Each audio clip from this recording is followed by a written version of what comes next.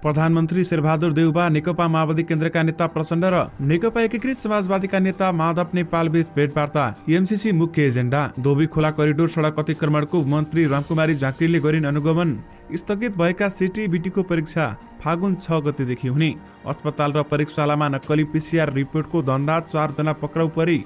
7 casino कम्पनीको 87 करोड भन्दा बढीको बक्यौता। असिना सहित वर्षाको सम्भावना। आइतबारदेखि मौसम सुधार हुन सक्ने। कोरोना विरुद्ध जित घोषणा गर्ने समय आइसकेको छैन भन्दै डब्ल्युएचओले भन्यो। आत्मनिर्भर अर्थतन्त्रको लागि देशभक्ति भावना जागृत गराउन नेकपा माओवादी केन्द्रका नेता प्रचण्डको आह्वान। आज सोनाम लोछार पर्व मनाइदै देशभर सार्वजनिक बिदा। स्वास्थ्य मापदण्ड पालना गर्दै सोनाम लोछार मनाऊ भन्दै प्रधानमन्त्री शेरबहादुर देउबाले भने सोनाम लोछारले राष्ट्रिय एकतालाई सुदृढ बनाउने राष्ट्रपति विद्यादेवी भण्डारीको विश्वास। डिजिटल प्रविधि मार्फत राजस्व चुहावट भयो भन्दै अर्थमन्त्री जनार्दन शर्माको भनाई।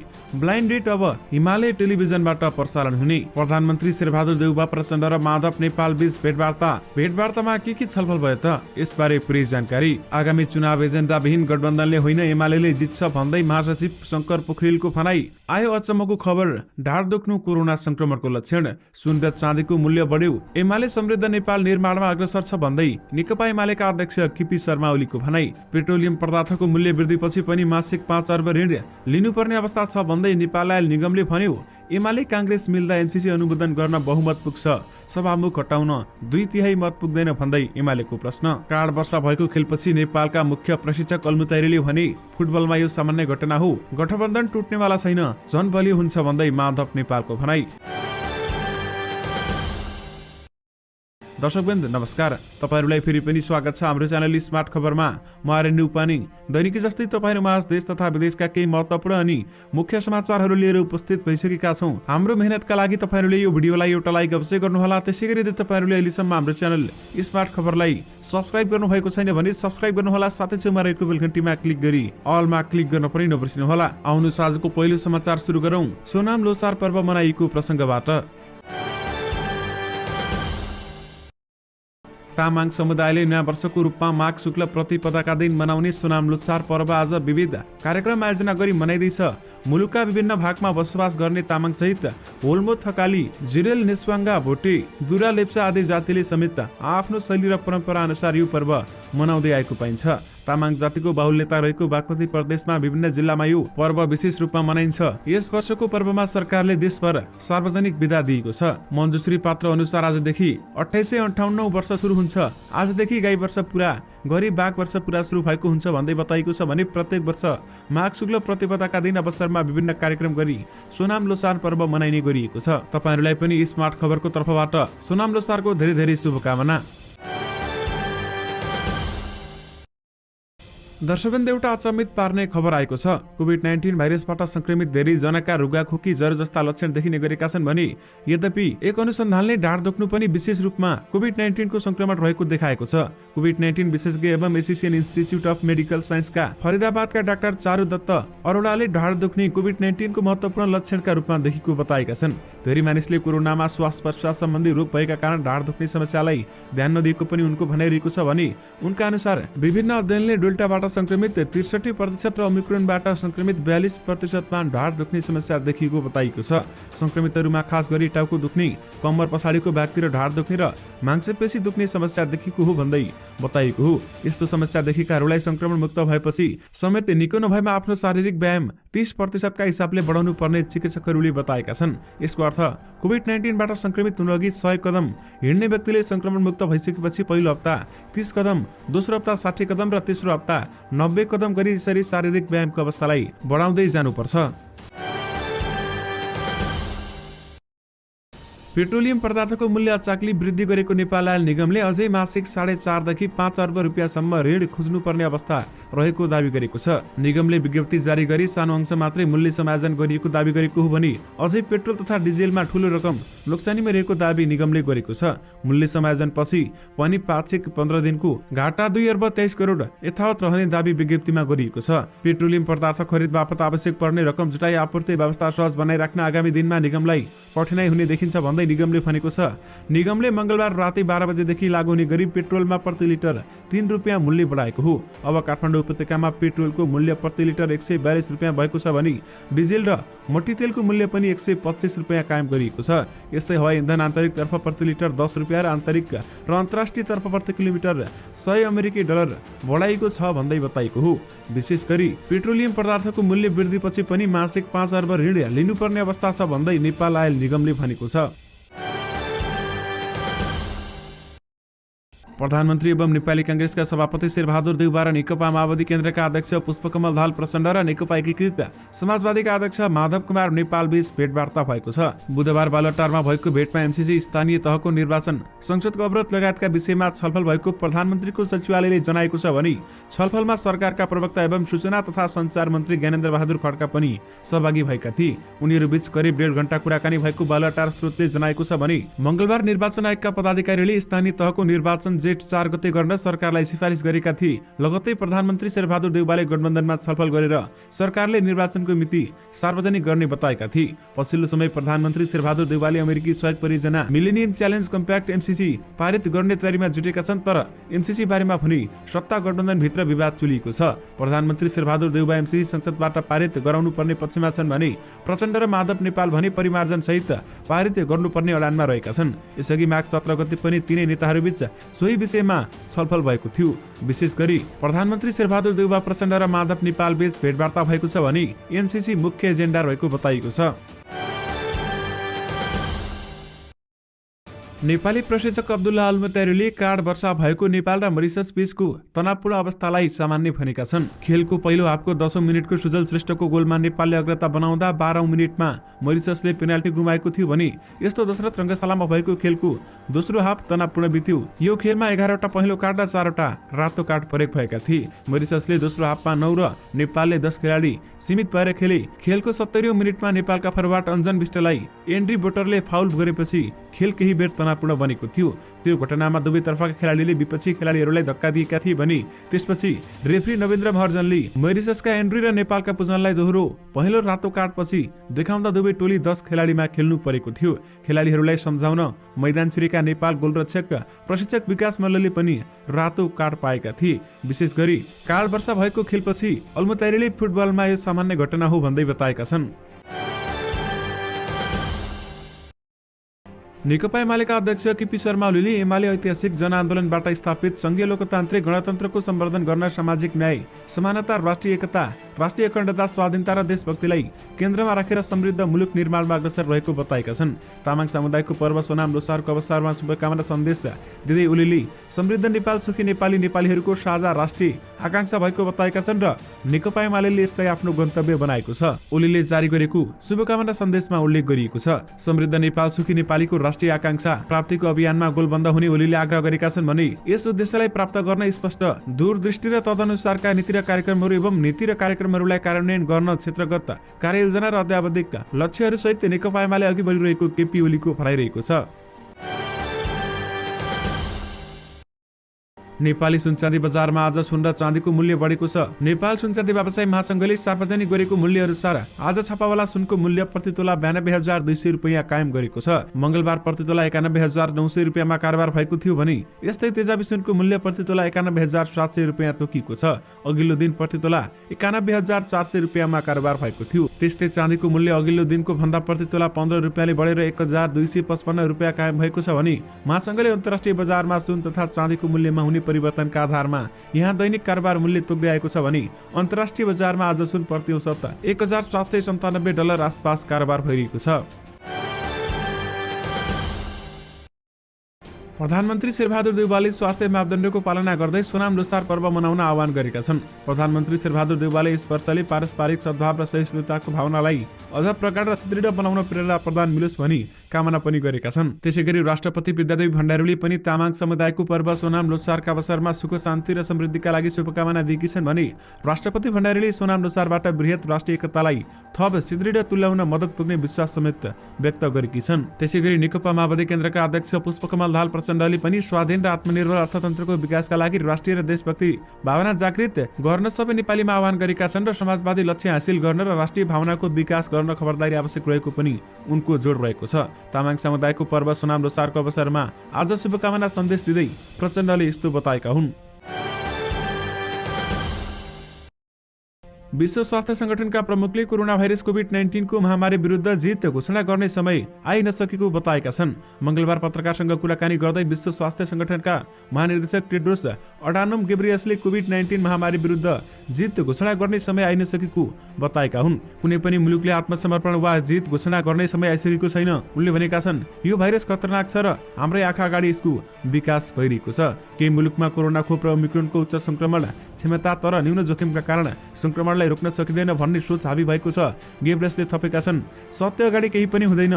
10 हप्ता अघि दक्षिण अफ्रिकामा ओमिक्रोनका भेरिएन्ट पहिचान भएपछि विश्वमा 9 लाख संक्रमित अर्थात् 2020 को भन्दा पनि बढी थपिएको उनको भनाइरहेको छ। ओमिक्रोन भेरिएन्ट सामान्य भएको भनिए पनि विश्वका केही क्षेत्रमा कोभिड-19 को संक्रमणबाट ज्यान गुमाउनेको संख्या चिन्ताजनक रूपमा बढ्न थालेको छ भन्दै गेब्रेयसले बताएका छन्। यसको अर्थ तथाकथित लकडाउनतिर फर्किनुपर्ने नभएको पनि उनको भनाइरहेको थियो। विशेष गरी कोरोना विरुद्ध जित घोषणा गर्ने समय आइसकेको छैन भन्दै डब्ल्युएचओले भनेको छ।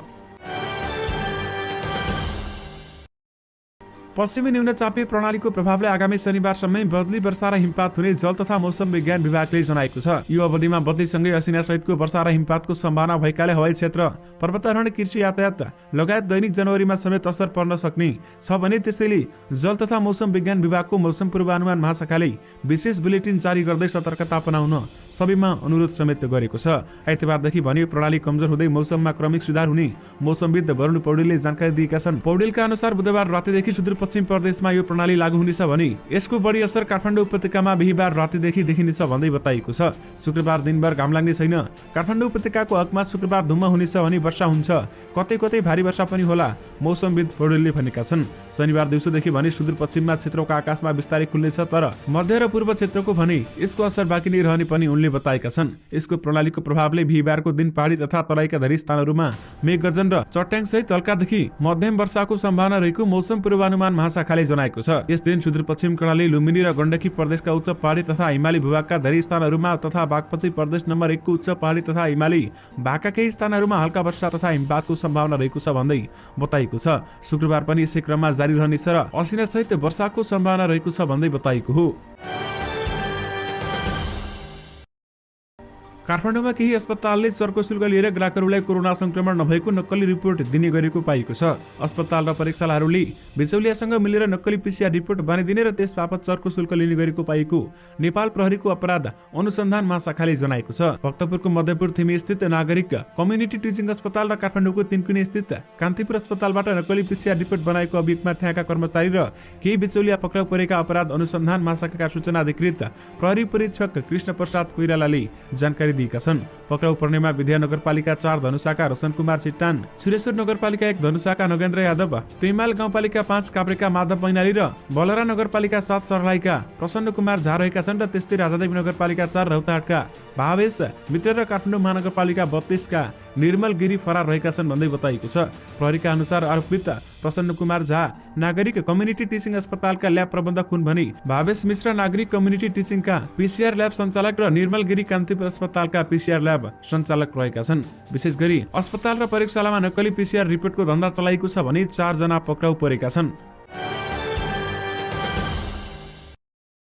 प्राविधिक शिक्षा तथा व्यावसायिक तालिम परिषद सिटिभिटीले स्थगित भएको परीक्षा फागुन 6 गतेदेखि सञ्चालन गर्ने भएको छ। परिषद आंशिक साझेदारी सामुदायिक विद्यालय र निजी स्तरमा सञ्चालित शिक्षण संस्थाहरूका प्रमाणपत्र तथा नर्सिङ, सामान्य चिकित्सा, मेडिकल ल्याब टेक्नोलोजी, रेडियोग्राफी लगायतका विभिन्न कार्यक्रमहरूको प्रथम वर्ष, दोस्रो खण्डका र तेस्रो वर्षको नियमित तथा आंशिकको परीक्षा फागुन 6 गतेदेखि हुने समेत तालिका सार्वजनिक गरेको छ। साथै डिप्लोमा इन इन्जिनियरिङका कार्यक्रमहरू, hotel management, food and dairy technology, social works लगायतका कार्यक्रमहरू प्रथम वर्ष दोस्रो खण्डका नियमित तथा आंशिक परीक्षाहरू फागुन 6 गते बिहान 7 बजेदेखि हुने परिषद परीक्षा नियन्त्रण कार्यालयले जनाएको छ।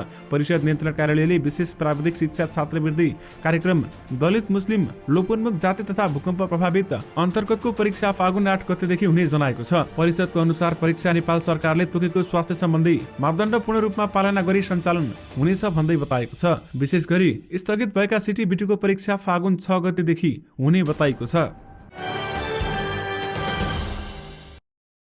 शहरी विकास मन्त्री रामकुमारी झाँक्रीले धोबीखोला कोरिडोर क्षेत्रमा भएको सडक अतिक्रमणको अनुगमन गरेकी छन्। काठमाडौँको अनामनगर क्षेत्रमा धोबीखोला कोरिडोर सडकमा निर्माण सामग्री थुपार्ने पसलहरूले सामान राख्ने गर्दा सडक क्षेत्र अतिक्रमण भइरहेको छ, जसले गर्दा सवारी चालक र पैदल यात्री समस्यामा पर्दै आएका थिए। सडक मिचेर राखिएका निर्माण सामग्री र पसलका सामानहरू बुधबार अनुगमनका क्रममा उठाइएको छ।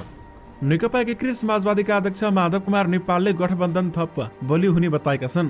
पार्टी कार्यालयमा आयोजित कार्यक्रममा अध्यक्ष नेपालले यस्तो बताएका हुन्। नेता नेपालले चुनावमा गठबन्धनका दलहरू भएर पनि अघि बढ्ने बताएका छन्। उनले 5 दलीय गठबन्धन गरेका छौं, यो गठबन्धन टुट्नेवाला छैन, गठबन्धनलाई थप बलियो बनाउँछौं। समाचारमा अनेक कुराहरू आएका छन् र मनगणन्य कुराहरू आएका छन्। उनले भनेका छन्, प्रतिनिधि सभा क्रियाशील हुनुपर्ने बेलामा बाधा व्यवधान खडा गर्ने काम भएको छ, विध्वंसकारी भूमिका निर्वाह गर्ने प्रवृत्ति हावी भएको छ भन्दै माधव नेपालले भएको हो।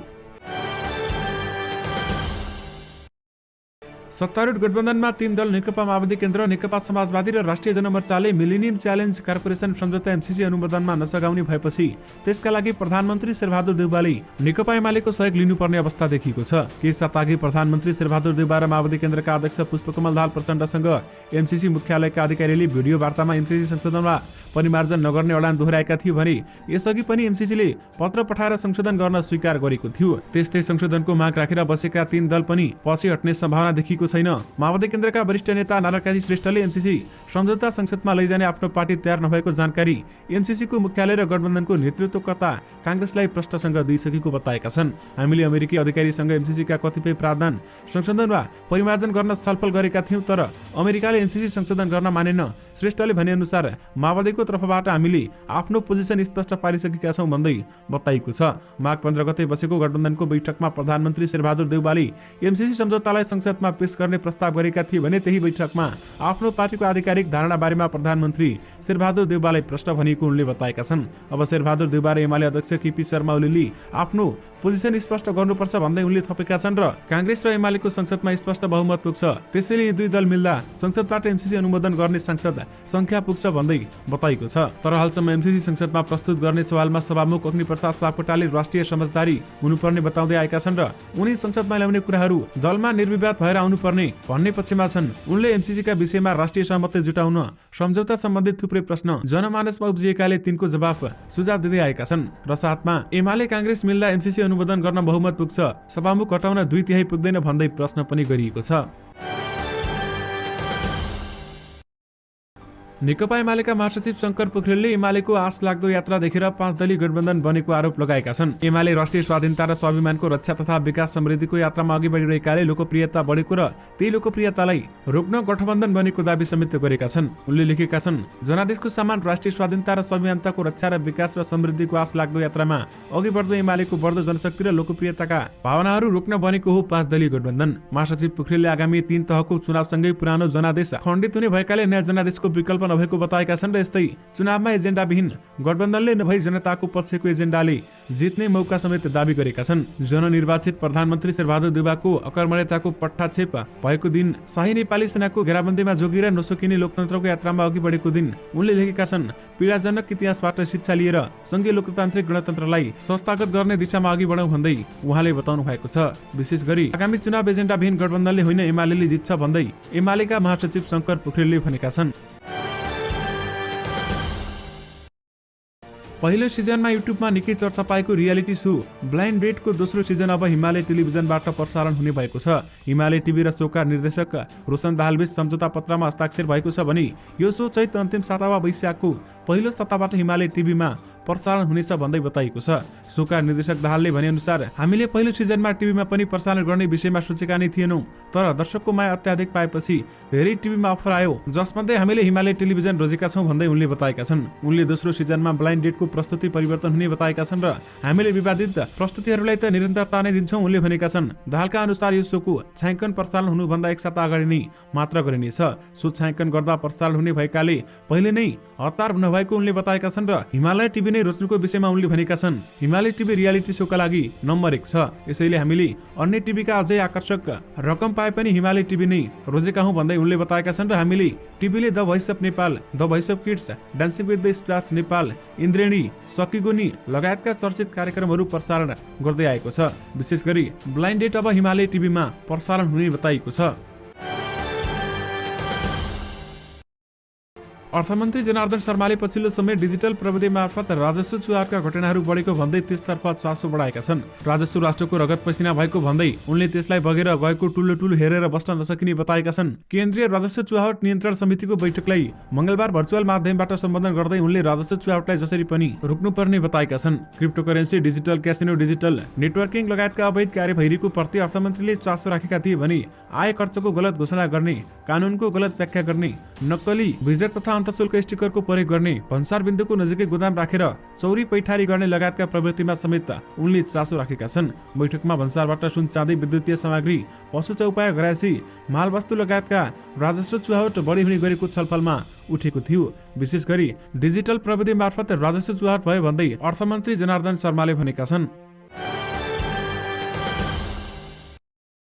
सरकारले लामो समयसम्म क्यासिनोको रोयल्टी तथा नवीकरण बापतको बाँकी बक्यौता नतिर्न 7 क्यासिनो कम्पनीहरूलाई बक्यौता बुझाउन 7 दिने अल्टिमेटम दिएको छ। संस्कृति, पर्यटन तथा नागरिक उड्डयन मन्त्रालय मातहतको पर्यटन विभागले 7 कम्पनीहरूलाई क्यासिनो रोयल्टी तथा नवीकरण बापतको आर्थिक वर्ष 2077-78 को बाँकी बक्यौता बुझाउन 7 दिनको म्याद दिएको छ भने 7 कम्पनीले 87 करोड 19,15,000 बक्यौता तिरेका छैनन् भने यी मध्ये क्यासिनो सञ्चालनको इजाजत पत्र लिएका 2 कम्पनी र आधुनिक मेसिन वा उपकरणको माध्यमबाट मात्र खेल सञ्चालनको इजाजत लिएका 3 कम्पनी रहेका छन्। विशेष गरी 7 क्यासिनो कम्पनीको 87 करोड भन्दा बढी बक्यौता तिर्न 7 दिने अल्टिमेटम दिएको छ। दर्शक महानुभाव, यससँगै तपाईँहरूमा आजका सबै मुख्य समाचारहरू राखिसकेका छौँ। फेरि पनि तपाईँहरूमा नयाँ रिपोर्टहरूको साथमा उपस्थित हुने नै छौँ। अहिलेलाई भने मलाई बिदा दिनुहोस्। नमस्कार।